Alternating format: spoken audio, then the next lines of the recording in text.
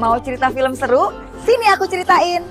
Setiap hari Valentine ada pembunuh berdarah dingin bertopeng yang dijulukin Heart Ice Killer. Dia ini hobinya ngincar pasangan-pasangan romantis dan bikin pembantaian di mana-mana. Tahun ini teror berdarah itu berlanjut lagi dan gak ada satu pasangan pun yang aman. Film ini ngebuka adegan di sebuah kilang anggur di Seattle. Ada pasangan muda namanya Patrick dan Adeline yang lagi nikmatin momen romantis. Pas makin malam nih, si Patrick tiba-tiba ngasih kejutan buat Adeline dengan ngelamar dia. Si Adeline yang terharu dan kaget langsung ngejawab iya sambil bahagia banget guys. Tapi pas lagi seneng-seneng si Patrick dapat telepon dari fotografernya yang bernama Nico. Si Nico nih bilang kalau dia gagal ngerekam momen lamaran tadi. Biarpun agak kesel, si Patrick niat nih buat ngulangin momen lamarannya demi dapat foto yang sempurna. Nah apesnya si Nico pas lagi dia nyiapin kameranya, tiba-tiba dia ditusuk brutal tepat di mukanya sama pembunuh bertopeng Heart Ice. Si Patrick sama Adeline yang nggak tahu kalau ada horor mengerikan di dekat mereka, tetap ngelanjutin reka ulang lamaran itu guys. Nah pas si Patrick lagi ngangkat telepon di tengah-tengah momen romantis itu, Heart Ice langsung beraksi nembak panah tepat nembus kepalanya si Patrick. Si Adeline yang mematung karena shock langsung teriak histeris dan lari buat nyelamatin diri. Tapi pas lari dia nyaris aja ketembak beberapa panah Heart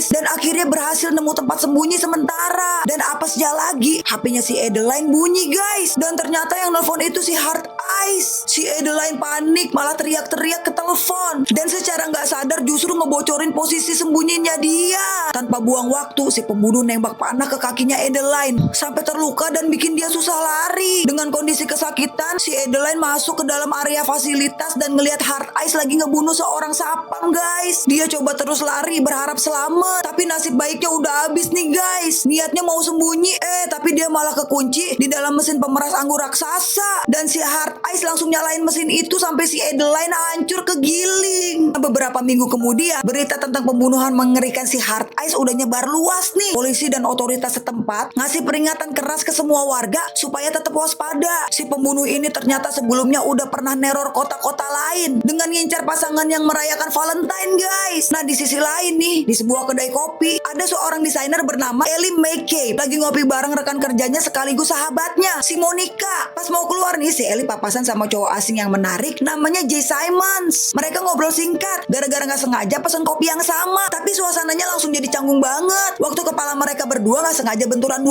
kali. Parahnya lagi, benturan itu bikin hidungnya Jay berdarah. Malu banget gara-gara kecerobohannya. Si Ellie langsung kabur ngacir ke kantornya guys. Nah pas si Ellie pergi, si Jay ngedengerin siaran berita tentang si pembunuh Heart Ice beserta himbauan tegas dari polisi supaya para pasangan mending diem di rumah aja pas hari Valentine. Sampai di kantor, bosnya si Ellie yang namanya Crystal Kane langsung mengkritik dan menegur si Ellie abis-abisan karena si Ellie ini ngajuin ide iklan parfum kontroversial yang mengusung tema pasangan kekasih legendaris yang bernasib tragis, Romeo dan Juliet. Mengingat teror Heart Ice lagi anget-angetnya, ide iklan itu dianggap sangat sensitif dan ide yang buruk. Buat ngeberesin masalah public relations ini, si Crystal ngenalin Jay yang ternyata adalah pegawai baru di perusahaan itu guys, buat ngebantu ngeberesin kekacauan yang dibuat si Ellie. Sementara itu seluruh kota dalam kondisi siaga 1. 2 detektif si Zack Hobbs dan J9 Shaw datang ke tempat kejadian perkara di kilang anggur buat nyelidikin pembunuhan tragis Patrick dan Adeline. Pas lagi meriksa TKP, mereka nemuin cincin kawin di dalam mesin pemerah anggur tempat Adeline tewas. Detektif Shaw mulai curiga kalau pembunuhan ini bukan sekedar aksi kekerasan. Si Heart Ice kayak punya metode ritual khusus yang menyimpang dalam pembunuhan korban-korbannya. Pas di kantor, si Ellie nabrak si Crystal karena ngerasa malu dipermaluin di depan seluruh tim. Setelah itu, pas si Ellie lagi nenangin diri, si Jay datang dan ngundang dia makan malam. Tapi si Jay bilang kalau ajakan ini murni untuk urusan kerjaan. Si Ellie sempat ragu nih, tapi akhirnya setuju. Habis itu si Monica nemenin Ellie belanja baju baru. Sambil makan malam bareng Monica, mereka ngebahas kebiasaan Ellie yang masih suka stalking mantan pacarnya di media sosial. Si Monica ngerasa itu aneh, tapi si Ellie bersikeras kalau dia cuma kaget aja kenapa mantannya bisa move on secepat itu. Si Ellie juga cerita soal rencana makan malamnya bareng si Jay yang bikin si Monica semangat banget sampai ngedorong si Ellie buat dandan maksimal. Nah malamnya nih si Ellie udah sampai di restoran buat ketemu si Jay. Pas masuk, petugas keamanan meriksa dia pakai metal detector buat ngerazia senjata. Ini ngebuktiin kalau restoran itu ngelakuin pencegahan ekstra ketat buat nyegah serangan si Heart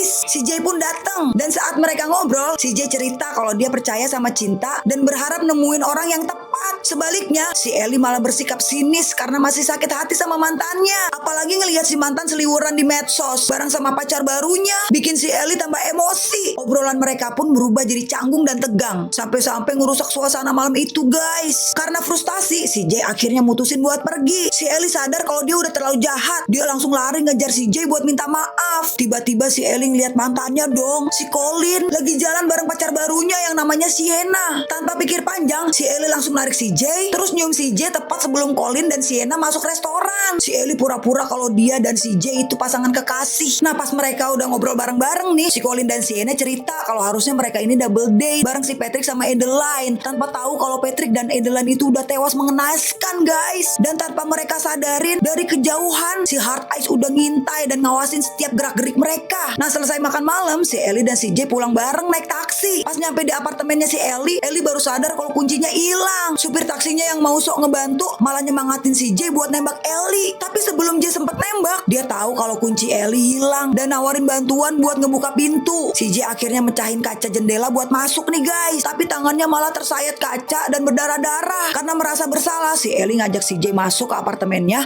buat ngobatin lukanya. Nah pas si Ellie lagi ngebersihin dan ngebalut luka si Jay, percakapan mereka berubah jadi lebih personal. Si Ellie mulai terbuka soal masa lalunya dan alasan kenapa dia sampai drop out. Suasana di antara mereka nih makin deket dan intim guys. Tapi pas si Ellie mau mindahin beberapa barang pribadinya ke dalam lemari, jantungnya langsung berhenti seketika. Si Hard Ice udah ada di dalam lemari dong, nungguin di dalam kegelapan. Si pembunuh ini langsung nerjang si Ellie, tapi si Jay beraksi cepat dan nyoba ngelawan guys. Si Hard Ice hampir aja nusuk si Jay, tapi si Ellie dengan cepat mukulin lampu ke kepala si pembunuh. Momen itu ngasih mereka kesempatan buat kabur keluar apartemen dan ngunci pintunya dari luar. Tapi si Hard Ice nggak nyerah gitu aja guys. Dia nancepin pisaunya nembus ke pintu kayu, terus ngalihin perhatiannya ke supir taksi yang ada di luar dan ngebunuhnya secara brutal. Di tengah kekacauan itu, si Ellie nyadarin hal krusial nih, kalau ternyata si Hard Ice ini cuma ngincer pasangan kekasih. Si Ellie teriak histeris kalau dia sama si Jay itu sebenarnya bukan pasangan, bahkan hampir nggak saling kenal. Tapi si pembunuh ini nggak peduli dan nggak percaya gitu aja. Si Ellie dan si Jay lari sekuat tenaga menuju ke area taman. Nah pas mereka pikir udah berhasil meloloskan diri, si Hard Ice muncul lagi dan mukul si Jay sampai pingsan guys. Si Ellie yang sekarang sendirian lari ketakutan ke arah komedi puter sambil panik nyari jalan keluar. Si pembunuh berhasil ngejar dan megang si Ellie, tapi si Ellie berhasil nendang pembunuh itu sampai jatuh. Pas si Ellie kesandung mau kabur, suara sirine polisi akhirnya kedengeran. Detektif Hobbs ngumumin lewat pengeras suara kalau si Hard Ice berhasil ditangkap. Si Ellie ngerasa lega tapi masih gemeteran nih. Dia ngedatengin mobil polisi dan nemuin si Jay ada di kursi belakang. Tapi situasinya berubah jadi konyol dan mengejutkan guys. Detektif Hobbs dan Shaw yang secara kocak punya nama persis kayak karakter film malah ngira kalau si Jay itu adalah si Hard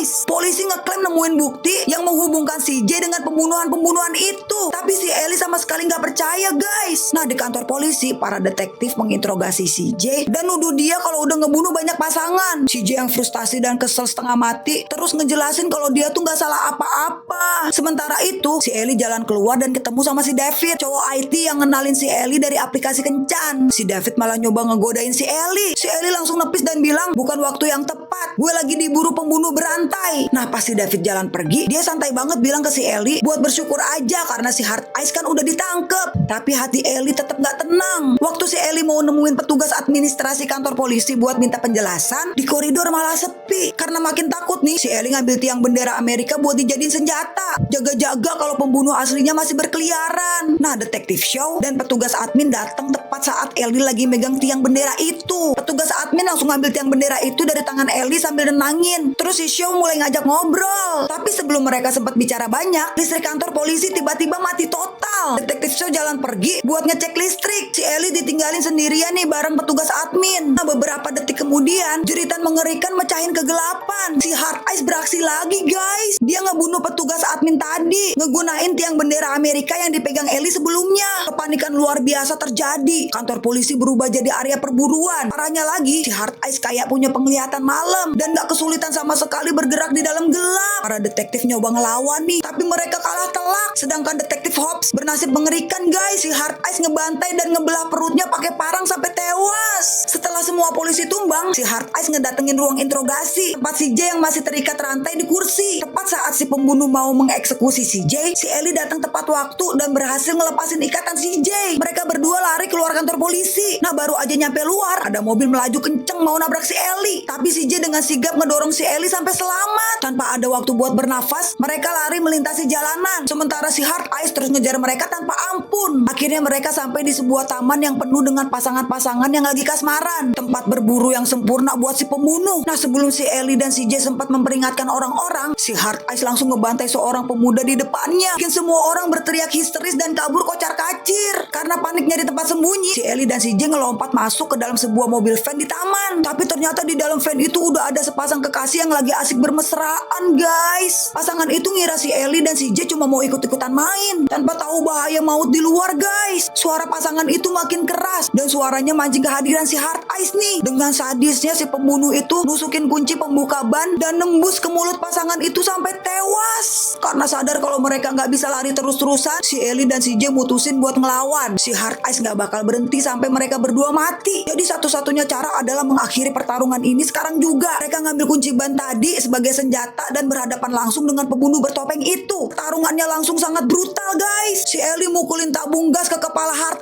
Ice, tapi si pembunuh berhasil bangkit dan cekik leher si Ellie. Si J langsung nancepin parang tepat di dada si pembunuh. Sampai akhirnya Hard Ice tumbang tak bernyawa, guys. Pas adrenalinnya mulai turun, si Ellie yang shock berat langsung muntah ke mayat Hard Ice karena nggak sanggup ngelihat darah di mana-mana. Si J yang penasaran sama sesuatu, dia langsung ngebuka topeng si pembunuh. Ternyata di balik topeng itu cuma seorang pria biasa yang bernama Eli. Gak ada hubungan apa-apa, gak ada motif mendalam, cuma seorang psikopat pembunuh biasa. Nah, gak lama kemudian tim medis datang buat ngerawat Ellie dan si J. Sebelum berpisah, si J ngasih nomor teleponnya ke si Ellie. Siapa tahu suatu saat si Ellie mau ngobrol, ya kan? Nah, sementara itu detektif show yang udah sabar nawarin tumpangan ke bandara buat si J, karena si J harus datang ke pernikahan temennya. Si Ellie pulang ke rumahnya nih, guys, tapi perasaannya tetap gak enak. Malamnya dia nelpon Monica dan ngaku kalau dia nyesel gak ngambil kesempatan buat ngedekatin si J. Si Ellie sadar nih kalau dia mulai punya perasaan beneran sama si J. Si Monica nyuruh si Ellie buat ngejar si J sebelum terlambat. Nah, terpancing omongannya si Monica, si Ellie langsung tancap gas lari ke bandara. Dia teriak manggil nama si J di tengah keramaian bandara, guys. Tapi si J gak ada di mana-mana. Tapi tiba-tiba ada yang nelpon si Ellie, nomor yang gak dikenal. Si Ellie ragu nih, tapi akhirnya diangkat. Suaranya tuh mengerikan banget kedengerannya di telepon. Nah, itulah suara si Hard Ice. Dia ternyata masih hidup dan udah nyandra si J. Suara itu ngejek si Ellie, kalau lu mau dia selamat, temuin gue di gereja atau J bakal mati. Si Ellie langsung meluncur ke gereja dan nemuin si J dalam kondisi terikat bareng si Hard Ice. Dan disinilah plot twist terbesarnya, guys. Identitas asli si Hard Ice ternyata adalah si David, cowok IT dari aplikasi Bumble tadi. Dan dia nggak kerja sendiri. Partner bertopeng satunya lagi adalah detektif Show. David dan Show ini ternyata pasangan psikopat yang mendapat kenikmatan dan kepuasan dari berburu serta membunuh pasangan kekasih. Sedangkan si Eli, pria yang dibunuh J tadi, cuma pembunuh amatir yang sok-sokan mau ikut gabung. Si David maksa si Ellie buat bikin pilihan mustahil nih, bunuh dirinya sendiri atau ngebunuh si J. Tapi si Ellie cerdik banget. Si Ellie mengarahkan pistol dan menembak bahu si J dengan sudut tertentu, sehingga pelurunya nembus bahu si J dan menghantam detektif Show di belakangnya. Si David yang ngamuk langsung menerjang mereka. Tapi si J dengan cepat ngambil panah dan menancapkan panah itu tepat di mata David, sampai si David terpental jatuh ke dalam kobaran api. Nah, di saat bersamaan nih, si Ellie bertarung sengit melawan detektif Show. Si Ellie nusuk Show pakai sedotan besi, lalu mengakhirinya dengan menancapkan tubuh Show ke pedang patung. David yang udah gosong ternyata masih nyoba bangkit buat ngelakuin serangan terakhir. Tapi si J langsung menghabisinya dengan tembakan panah tambahan tepat di kepalanya. Nah, 1 tahun kemudian nih, si Ellie dan si J bukan cuma sekedar bertahan hidup, tapi hidup mereka sukses besar. Kampanye iklan mereka berhasil luar biasa dan sekarang mereka resmi berpacaran. Mereka kembali ke bioskop drive-in tempat mereka dulu berjuang melawan maut. Si J ngasih satu isyarat buat tinggal bareng, tapi si Ellie malah melangkah lebih jauh. Si Ellie ngelamar si J. Si J ngejawab iya dong dan mereka berdua berciuman mesra, guys. Tapi tunggu dulu, pas film berjalan, HP si Ellie tiba-tiba bunyi. Ada telepon misterius. Si Ellie sempat ragu nih sebelum ngangkat, tapi ternyata itu cuma teman fotografer yang disewa buat ngambil foto momen lamaran mereka. Nah, pas si Ellie mulai lega dan ketawa, tiba-tiba sambungan telepon itu terputus mendadak. Yang ada cuma suara hening mencekam. Apakah teror ini masih benar-benar belum selesai, guys?